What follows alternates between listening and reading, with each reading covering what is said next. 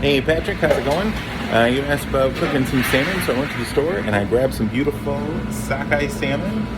So here's what we got to do. First, we're gonna take some salt and we're gonna do a nice little sprinkling of it over the top. Get a nice good coating all over the flesh side of the salmon. Then we're gonna add a little bit of black pepper. We're gonna make sure we get even dispersal all over it, okay? So not just a little bit in one space. Now I got my pan right there, and I've got right here, we're gonna turn it up to a full heat. So we wanna get it really nice and hot, okay? And then I'm just gonna use vegetable oil. Peanut oil is the best, but I don't use peanut oil here. But if you don't have any peanut allergies, go for peanut oil. Hands down, best you can use for searing your protein because it's got the highest smoke point, which means you can get it as hot as possible without it starting to smoke, which means we can sear even better. We can get that Maillard reaction going with the salmon to make it taste even better. So here we go. We're going to put in just enough oil that it kind of coats the bottom of the pan. So if you look at this pan, you just want it to barely coat the bottom of the pan. And what we're going to do now is we're going to wait and we're going to see if it starts, as soon as it starts to smoke. And we don't want it to be like billowing smoke, but we want to start to see just like little plumes of smoke coming up off the top. So here we go. And the other thing that we're going to notice is right now that oil is moving kind of slowly through the pan. And as that oil gets hotter, as it gets close to that smoke point, you're going to notice it's going to drift back and forth through the pan much thinner. It's going to look more like water. So you can already see it's starting to get thinner. And it's just about to a smoke point. So some of the other tools that you can use, you don't have to use them, but some of the tools that I really like when I'm searing salmon, or any kind of fish for that matter. One, a nice big kitchen-sized spoon. And the other thing that I always use is called a Caltex, or a fish spatula. And I just gotta find one really quick. Here we go. So this is a Caltex, or a fish spatula. And you'll notice that it's a V shape, just like most fish protein is. So it's easy to get underneath the whole fish. Now, one thing you always want to do when you're searing any kind of fish protein is you want to make sure that you have presentation side the first thing that hits the pan. Now, this salmon is a beautiful sockeye salmon, and it's got a gorgeous skin on it, and I really want the flavor of that to be as good as possible and crispy. But if I put that in the pan too early, it's going to end up burning a little bit. So what I'm going to do is I'm going to have my pan, and I'm going to put my fish just a tip. I'm going to kind of swirl it around, and I'm going to gently lay it away. Okay, so lay it away gently. Okay, and I'm just going to rock my pan back and forth just a little bit. Okay, and I want to get a really nice even cooking on that. Okay, now the most important thing, do not pick up and look underneath the salmon. Don't check and see if it's cooked all the way. Just let it go. And what you're going to want to look for is you're going to want to look for caramelization coming up just the sides of that fish. And you're going to look for when you can rock your pan back and forth and the fish just starts gliding. Then you know that you're almost ready to flip it over. Now this is wild-caught sockeye salmon, so it's a very thin fish. Some of the more like Atlantic raised salmons are a lot thicker. So those you might want to cook in a pan just a little bit longer or finish in an oven.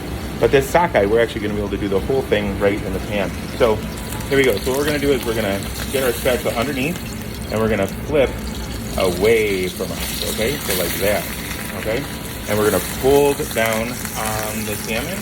And that's because that salmon skin is going to want to roll up and crisp up on you. And we don't want that. We want to get it really nice and crispy on the bottom before we add in our other flavors. Okay? So you can see that nice, beautiful crisp on the fish. Got that nice caramelization. And if you hear, it's hard to hear with the phone, but there's a scrapey sound that happens on that fish. And that's from the carbohydrate and the protein caramelizing. Okay, so again, we're going to shake the fish until it frees up in the pan. Okay, and now we're going to add our aromatics. So I'm putting in, you can use whatever you want, but I'm putting in some shallots because I love shallots, but you can also use red onion, garlic if you want. Do be careful of garlic though, because garlic will tend to burn in the pan at this heat. So we're just gonna kind of push the salmon out of the way. We're gonna let these aromatics kind of break down. And then I'm gonna add some fresh thyme, okay? And I really wanna let that just kind of infuse into that oil, and it's gonna pop a little bit. So we're just gonna make sure that's all in the oil. Really getting as flavorful as possible, letting that onion really get in there. And that thyme is just going great. And now the fun part, we're gonna take a big old knob of butter, and we're just gonna throw that in the pan. And we're gonna kill the heat down below. So the heat is off. We're letting that butter just kind of do its own thing, okay? And we're really letting that butter and those aromatics, the thyme, the shallots, we're really letting them kind of meld together. And there's no such thing as too much butter for this. What we're gonna do is we're gonna tilt the pan towards us, and we're just gonna start basting this over the top, okay? So just keep basting and basting and basting and basting. Pull your aromatic back off again, start basting again, right? So don't worry about the oil you see on here. That's not gonna affect the fat content. All it's doing is basically kind of pan frying. Now for me, I like a little bit of brown butter. So we got it cooled down, we have the pan off, but now I'm gonna take the heat, I'm gonna crank it all the way back up to let those butter solids heat up. This is Emma, that's my manager. What we're gonna do is we're just gonna do one more, as we get that butter all boiling away. We're gonna do one nice last baste of all of that gorgeous, beautiful aromatic butter all over the top. And now if you're cooking off a bunch of pieces of salmon, like for Christmas you had mentioned, if you're cooking off a bunch of pieces of salmon, what I'd recommend is do this one at a time.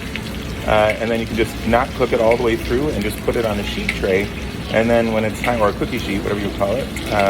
And then when you're ready for dinner, you just throw the whole sheet tray in the oven at like 375, nice and hot, just for like 4 minutes or so to take the chill off. Don't put it in the fridge because it'll cool the whole fish down. So what you're gonna wanna do is you're gonna wanna leave it out of room temp and don't cook it off, pre-cook it with, you need to eat it within 4 hours. You need to put it back in the oven. So don't cook it at like 8 o'clock in the morning and then eat at like 5 o'clock at night. You'll end up with not good salmon, so don't do that. But here we go, man. So let's check out our final product. Look at that beautiful piece of salmon. Oh, so good. And we got those beautiful aromatics. So if you're gonna hold it on a sheet tray, here's what I'd recommend doing. Pull off the aromatics that are on there and go down underneath. Drain off some of that fat, okay? And then you can be selective about what you want to put over the top. So for me, I like to take my herb off the top and I like to just set it over there. And then I like to take my nice yummy butter and just drizzle it over the top.